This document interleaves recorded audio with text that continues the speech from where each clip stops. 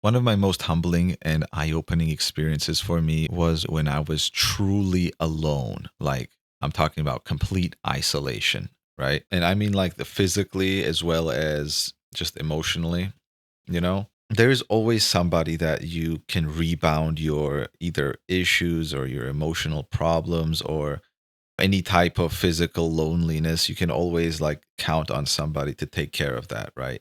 But when you experience a point of true loneliness, you just have nobody but yourself. It is kind of satisfying, but at the same time, extremely isolating, right? Mentally. Why I say satisfying is because you filter out all the noise, you filter out all the pollution that is happening around you all the time at all times throughout your daily life, right? You know, you go out, see your friends, you hang out with them, or you hang out with your girlfriend, or you talk to your family about this. And, you know, when you filter all of that out and it's just yourself, there's nobody talking to you, there's nobody telling you anything, there's nobody bothering you, then you start finally realizing that, wow, I actually don't like 90% of the shit that I'm doing doesn't even matter to me. Like, that's not even important to me right now.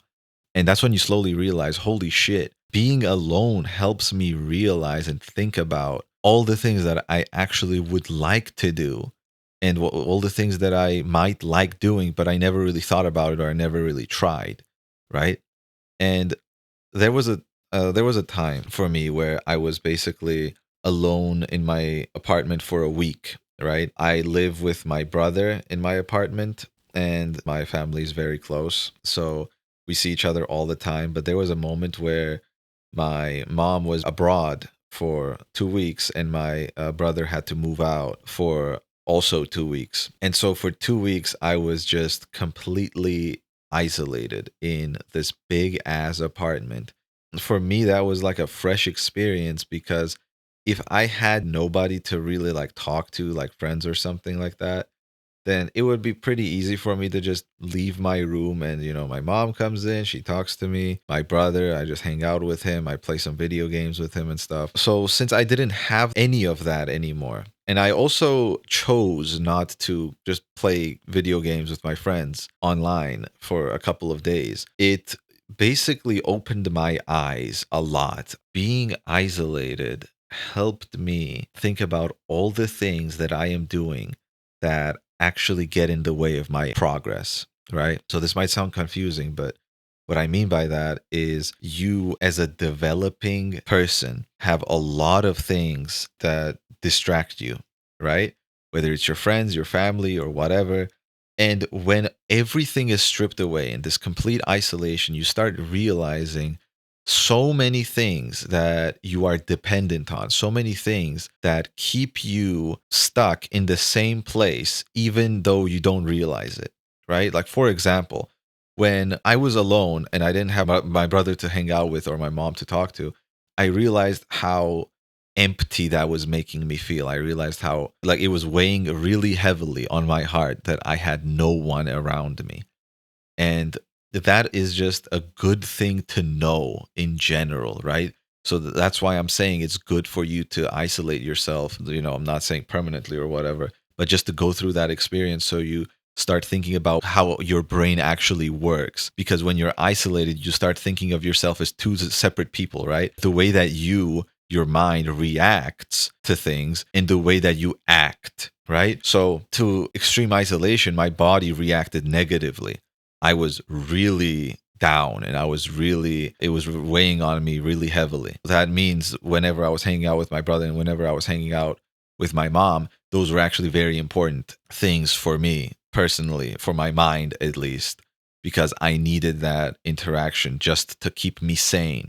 And I would never know that if I didn't go through extreme isolation. That is just, you find so many flaws in yourself when you're alone. You realize how much of your mind is you. Like, that's a crazy sentence, but just hear me out. You realize that you are just like a regular ass person. You have a lot of insecurities, you have a lot of things that you need to do. You fall into a lot of vices, a lot of sins, and there's a lot of issues going on that you don't pay attention to because you have so many distractions around you. And when you take away all of them, you just start losing your mind, right?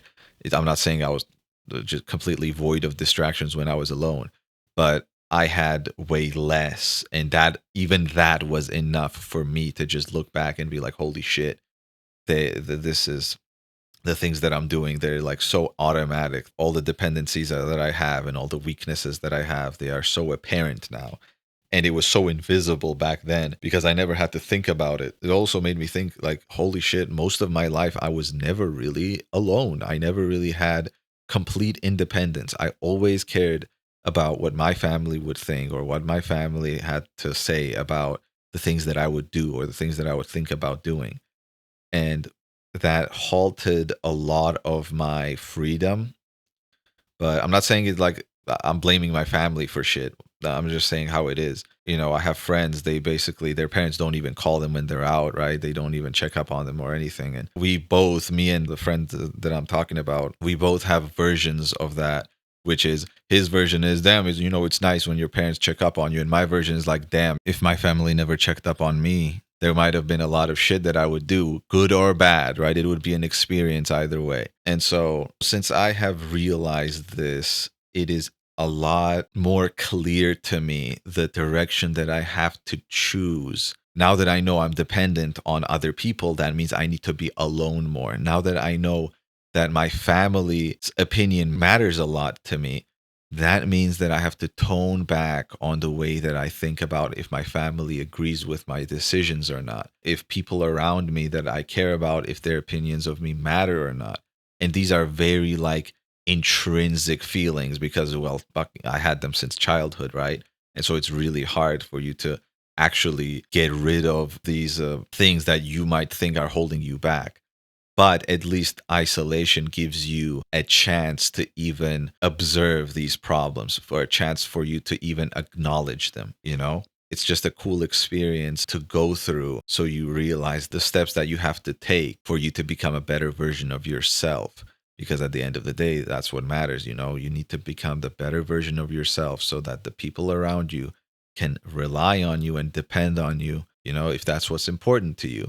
If you want to be a reliable person that people actually look at and be like, you know, I will trust my kid with this guy. You know, that's a crazy thing, you know?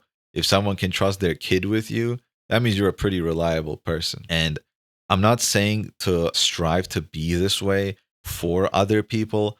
I'm saying you have to be this type of way for yourself, because if you are that type of person that other people will trust their kid with, then that means you're on the right path. That's just like my example. In your case, it can be literally anything. So, yeah, the point of this video is just complete isolation, being alone with your thoughts and having less distractions gives you a lot more clarity for your own development. So that's basically it for today. Thank you guys for watching.